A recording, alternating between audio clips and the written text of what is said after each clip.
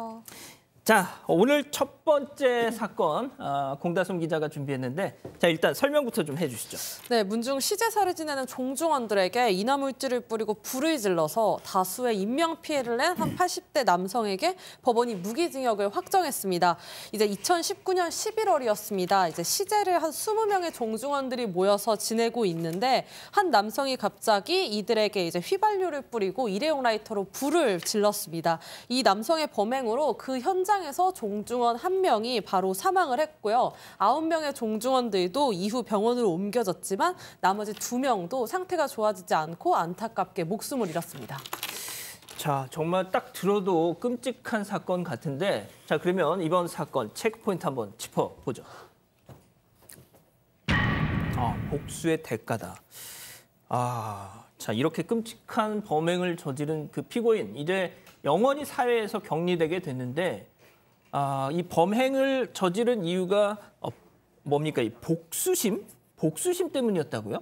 네, 맞습니다. 이 종중 땅 매각 문제로 종중원들과 갈등을 겪고 나서 이제 범행을 저지른 것으로 당시에 조사가 됐는데요. 이 피고인은 종중 소유의 부동산 매각 대금을 횡령한 혐의로 이미 실형을 살았었습니다. 그런데 이제 다른 종중원들이 자신을 모함한 것으로 생각하고 다툼을 벌이는 과정에서 다른 종중원들을 고소했지만 그 사람들이 이제 불기소 처분이 됐습니다. 이에 앙심을 품고 종중원들이 모여서 제사를 지내고 있는 그 묘역을 찾아가서 절을 하고 있던 피해자들에게 욕설을 하고 불을 붙인 휘발유를 뿌린 것으로 조사가 됐습니다. 지금 저 나가는 영상을 보니까 상당히 끔찍한데 자, 일단 뭐 부동산 문제라 하면 결국 돈 문제일 것이고 자, 그러면 도대체 이 가문에서 어떤 일이 벌어졌느냐?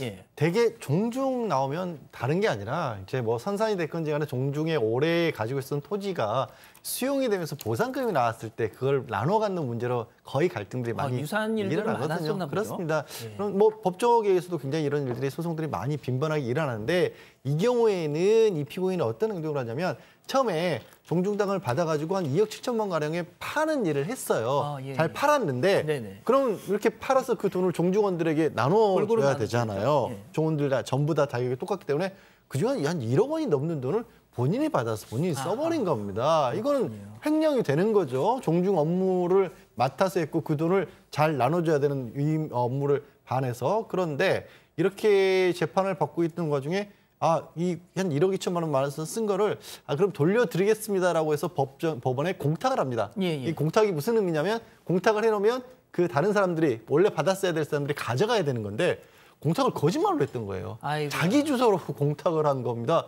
그러니까 법원에서 항소심에 올라가서 보니까 아니 집행유예 풀어주는 조건이 자기가 피해 변상하겠다고 해서 법원에 공탁한 건데 법원을 속여? 이거는 실형으로 갈 수밖에 없는 그런 상황이었고 그래서 결국 복역을 한 거예요. 그렇게 나왔고 그게 이제 결국에는 이 종원들에 대한 원망으로 이어졌던 겁니다. 그래서 뭐 본인이 나중에 종원들을 형사고소를 하기도 했었습니다만 그 부분은 다 불기소 처분이 되니까 안 되겠다. 직접적으로 내가 복수를 해야겠다. 이런 잘못된 마음을 먹은 거죠. 아니 근데 지금 변호사님 얘기를 들어보면 본인이 지금 화를 낼 상황은 아니었던 것 같은데 왜 자기가 저런 끔찍한 범행을 저질렀을까요? 그러니까 이제 본인은 억울하다고 생각을 하는 거예요. 나는 큰 잘못이 없고 내가 쓸만했어. 왜냐하면 나는 이 선산을 위해서 일을 많이 했는데도 불구하고 이렇게 억울하게 실형까지 살았는데 저 사람들은 크게 일을 많이 하지도 않으면서도 뭔가 이렇게 답례를 받았거든요. 그 부분에 대해서 고소를 했지만 불기소 처분됐고 그런데 여기서 좀 주의해서 볼 것은 이 사람의 심리죠. 왜 이렇게까지 복수를 하나. 그러니까 보통 보면은 방화를 저지르는 사람들의 깊은 심리 안에는 분노가 있거든요. 그러니까 이 분노를 어떻게든지 표출을 해야 되는데 그것을 가장 어떻게 보면 약자에게 표출할 수 있는 방법 중에 하나가 불을 저지르는 거예요. 불을 질러서 내가 이렇게 화났다라는 걸 이제 드러내려고 했고요. 이 방화를 저지를 때 대부분의 사람들은 꼭 성공하고자 하는 마음을 갖게 되거든요. 그렇습니까? 네, 그런데 이제 내가 이 불을 저질러서 꼭 목적하는 바를 달성해야지. 그런데 그 달성하기 위해서는 어떻게 되죠? 내가 약자한테 이 불을 저지르거나 그 사람이 나한테 반항할 수 없는 상황에서 저질러야 되는데 이렇게 선산에서 충문을 듣고 있었다고 하죠. 그러니까 충문을 들을 때는 또 엎드려서 듣고 있다고 하더라고요. 그러니까 엎드려 있는 상태니까 저항이 불가능하고 상황을 파악을 못 하잖아요. 그때를 이용해서 반드시 성공하겠다는 의지를 드러낸 것이고요. 이 사람 같은 경우에는 정말 너 죽고 나 죽고라는 식으로까지 분노를 가지고 있었던 것 같아요. 왜냐하면 이 일이 저질러지고 나서 본인도 독극물을 마셨다고 합니다. 그런데 나중에 치료가 돼서 지금은 생명에는 이상이 없다고 하네요. 근데 이게 설명을 들으면 들을수록 이거 약간 좀 너무 끔찍한데요. 이거 그냥 근데 아무튼 일단 이 잔혹한 복수극을 벌인 피고인 1심, 2심에서 일단 대부분 다 혐의가 인정이 됐다면서요? 네, 맞습니다. 이 피고인은 1심부터 꾸준히 무기징역형을 선고받아 왔었는데요. 먼저 지난해 5월 1심 재판부는 피고인이 사적인 복수를 위해서 범행을 사전에 계획하는 등 죄질이 굉장히 좋지 않다라고 판단해서 그때 무기징역을 선고했었습니다. 이제 피고인이 사회로부터 차단하는 게 타당해 보인다라고 양형 이유를 설명했고요. 하지만 이때 이 80대 남성이 형이 너무 무겁다며 항소를 했는데 항소도 역시 기각됐습니다. 그때 이제 2심 재판부도 피고인이 범행을 인정하고 또 80이 넘는 고령임에도 불구하고 이 범행 수법이 매우 잔혹하고 이 사고로 3명이 숨지고 7명이 다치는 등 인명피해가 굉장히 크고 범죄가 매우 중하다라고 해서 피고인의 항소까지 결국 기각했었습니다.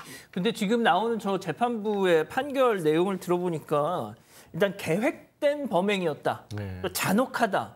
이게 상당히 좀 영향을 준 것 같네요. 그러니까 뭐랄까 가중할 수 있는 사유를 골고루 갖췄던 겁니다. 그 뭐 범죄를 저지르기 위해서 일단 사람들이 가장 많이 모이는 시제, 그러니까 종중원들과의 갈등을 복수를 한답시고 그 시제 날을 딱 골라서 10여 명이 넘게 모였고 그 전에 범행 도구를 미리 가져다 놨던 겁니다. 그리고 잘 어쩌면 범행을 원활하게 하기 위해서 미리 뭐 그 범행 도구를 다듬어 놓고 그다음에 연습까지 했다라는 거고 아까 잠깐 박성희 소장도 얘기했지만 정할 수 없도록 절을 하고 충문을 듣고 있는 사이에 삽시간에 범죄를 저질렀기 때문에 이런 부분들이 굉장히 좋지 않았다라는 거죠. 그리고 얼마나 피해자들로서는 정말 큰 고통을 겪은 거잖아요. 그럼요.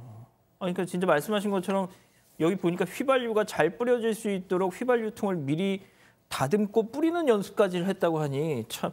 근데 정작 또 이 사람은 재판을 받으면서 자기 범행이 정당했다, 정당한 분노였다. 그리고 별로 반성하는 빛도 안 보였다고 지금 나와 있네요. 그렇습니다. 이게 반성하지 않아도 반성하는 빛이라도 보여야 좀 양형이 되잖아요. 근데 이제 끝까지 저 사람들은 죄를 지어서 벌을 받는 거지 내가 잘못하지 않았다라고 생각을 한다는 거예요. 그러니까 우리는 이제 생각을 해볼 수 있죠. 이 사람 무슨 생각으로 이렇게 자신을 정당화하는가. 근데 맨 처음에는 사실은 80세가 넘었기 때문에 저도 이제 합리적 의심이 드는 거기도 했죠. 혹시 인지적인 능력이 좀 떨어져 있나라는 생각도 좀 했습니다.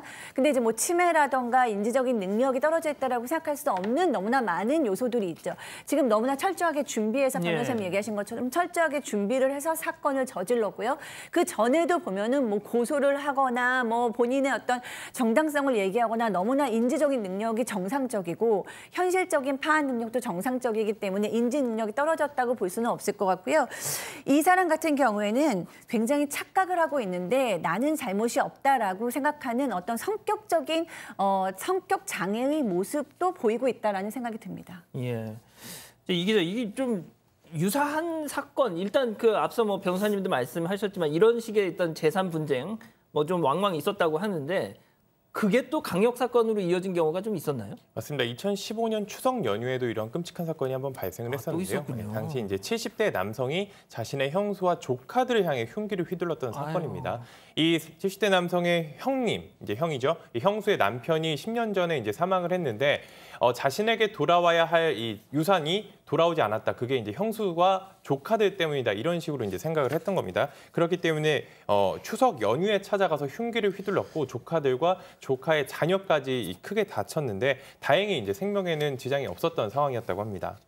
자, 변호사님, 제가 좀 궁금한 게 일단 이 사람의 나이가 80대잖아요. 네. 근데 무기징역을 받았단 말입니다. 네. 그럼 일단 언뜻 생각하기에 뭐 평균 수명을 생각해도 일단 얼마 뭐 이렇게 수명이 남지 않았을 텐데 그런 이런 경우에 좀 어떻게 됩니까? 가석방으로 뭐 이렇게 가능성이 거의 없어요.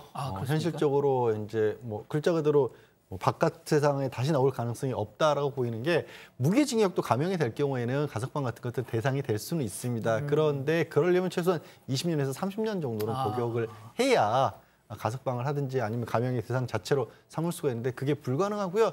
최근에 법원에 고민이긴 합니다. 어떤 게 고민이냐면 고령자들의 강력 범죄가 늘고 있어서 그렇습니까? 그런 경우에는 도대체 어떻게 해야 될까? 근데 결국 답은 원칙대로 특별한 정말 뭐 나중에 결국 집행정지를 해서 바깥에서 뭐 사망하는 한이 있더라도 그 부분을 어느 정도는 참고하더라도 나이가 많기 때문에 어차피 뭐 이렇게 봐주기 시작하면 한도 끝도 없을 거다라는 그런 것이죠. 그렇군요. 알겠습니다. 자.